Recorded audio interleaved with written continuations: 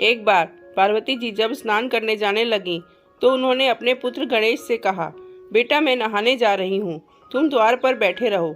जब तक मैं नहाकर वापस ना आऊँ तुम यहीं बैठे रहना और किसी को भी अंदर ना आने देना। एक आज्ञाकारी बालक की भांति गणेश द्वार पर बैठ गए।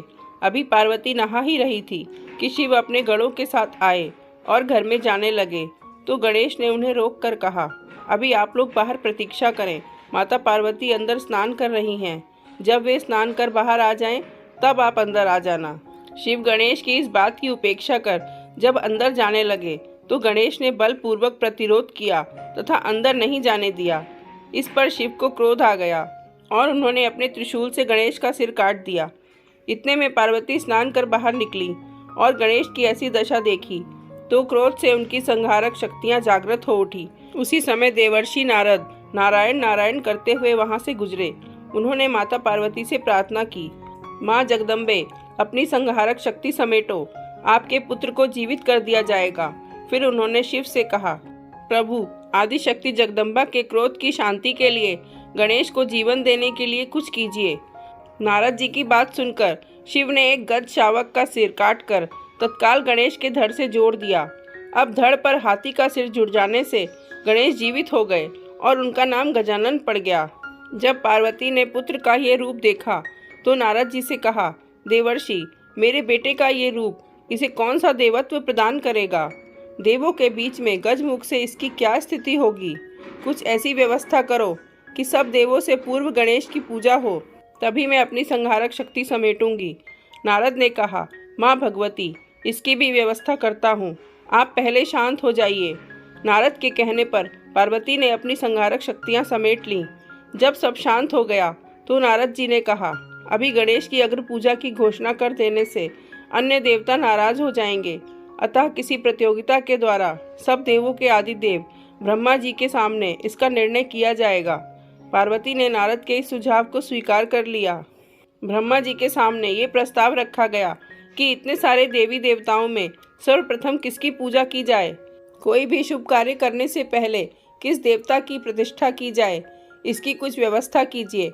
देवताओं को भी ये प्रस्ताव पसंद आया। सब ने कहा, हाँ ऐसा हो जाए तो ठीक होगा।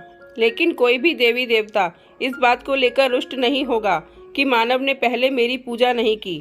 ब्रह्मा जी ने कहा, तुम्हारा प्रस्ताव उचित है नारद जी, तुमने ऐसी समस्या रखी है तो तुम ही कोई ऐसी योजना बताओ कि जिससे निर्णय हो सके कि किस देव की अग्र पूजा की जाए।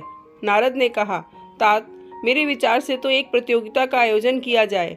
देवी देवता अपने अपने वाहन पर सवार होकर इस पृथ्वी की परिक्रमा पूरी कर सबसे पहले आपके पास आ जाएं, वही अग्र पूजा का अधिकारी हो। देवर्षि नारद के इस सुझाव को सबने स्वीकार किया। ब्रह्मा जी ने भी इसे स्वीकृति दे दी। सब देवता अपने अपने वाहनों पर सवार होकर पृथ्वी की परिक्रमा करने निकल पड़े।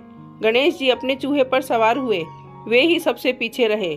उनकी सवारी चूहा अन्य देवताओं की सवारियों का क्या मुकाबला करता, पर प्रतियोगिता में भाग तो लेना ही था। नारद गणेश का उपक्रम देख रहे थे तथा विचार कर रहे थे कि गणेश तो शरीर में वैसे भी लंबोदर भारी भरकम, ऊपर से सिर भी हाथी का है। इनकी सवारी भी विचित्र चूहा जैसा छोटा सा जीव कैसे पृथ्वी की परिक्रमा करके सफल होंगे। उधर माता पार्वती को वचन दिया है कि उनके पुत्र गणेश की अग्र पूजा होगी। ऐसा सोचते हुए उन्हें एक उपाय सूझा। वे गणेश से बोले, गणेश जी उन बड़े बड़े देवताओं और उनके भारी भरकम वाहनों के बीच में आप अपने भारी शरीर से इस छोटे से चूहे पर बैठकर पृथ्वी की परिक्रमा तो संभव है कर लो, पर सर्वप्रथम आने के बारे में भी कुछ सोचा है?